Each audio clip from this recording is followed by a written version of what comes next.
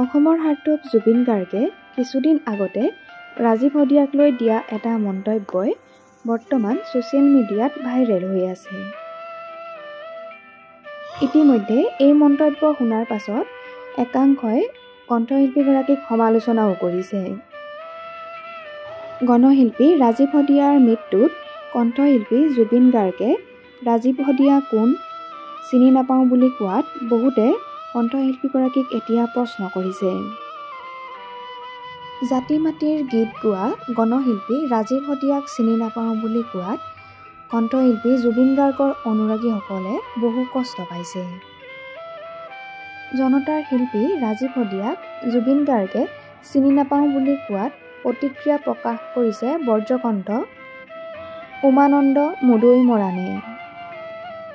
জুবিন গাৰ্গক খলনায়ক বুলি ক'লে বজ্ৰকণ্ঠ উমানন্দ মুদৈ মৰাণে।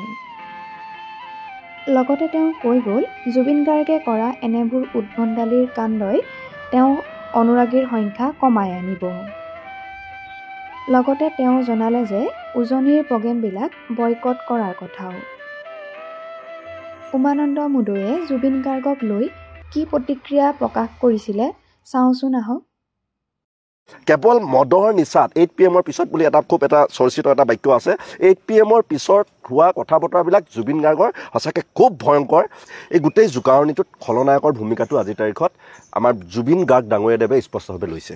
আপুনি কৰি থকা এই ধৰণৰ উদ্ভণ্ডালিবিলাকে এনেকুৱা ধৰণৰ বদমাচি কাৰবাৰবিলাকৰ কাৰণে আপুনি আপোনাৰ যিটো ফ্ৰেণ্ড ক্লাব বুলি গঢ় লৈ উঠিছে, আপোনাৰ বন্ধুত্ব বাঢ়ি বাঢ়ি গৈ আছে, আপোনাৰ অনুসৰণ কৰা মানুহৰ সংখ্যাবিলাক বাঢ়িছে। এতিয়া কিন্তু এই কথা বতৰাবিলাকে আপোনাৰ সেই সংখ্যাবিলাক কমাই আনিব। যে উজনিৰ প্ৰগ্ৰেমবিলাকত জুবিনক বয়কট কৰিব লাগে, আমি এইবিলাক কথা বতৰা আমাৰ মুখেদি কোৱা কথা নহয়। এই কথা বতৰাবিলাক সামাজিক মাধ্যমত চৰ্চিত বিষয়। আপোনাৰ লগত 12 চনত আপুনি ৰাজীৱ হদিয়াই গোটেই কথা সুৰ কৰিছে আৰু আপুনি গাইছে, সেই ধৰণৰ কথা বতৰাবিলাক আজিৰ তাৰিখত আহি আছে। 14 চনত আপোনাৰ লগত একেলগে গান কৰিছে, কিবা অন্তোষ চাউদাকে গোটেই ফাইনেন্স কৰিছে। এই কথা বতৰাবিলাক সামাজিক মাধ্যম আপুনি নিজে আপোনাৰ ছ'চিয়েল মিডিয়াত এইবিলাক পষ্ট কৰি ৰাখিছে।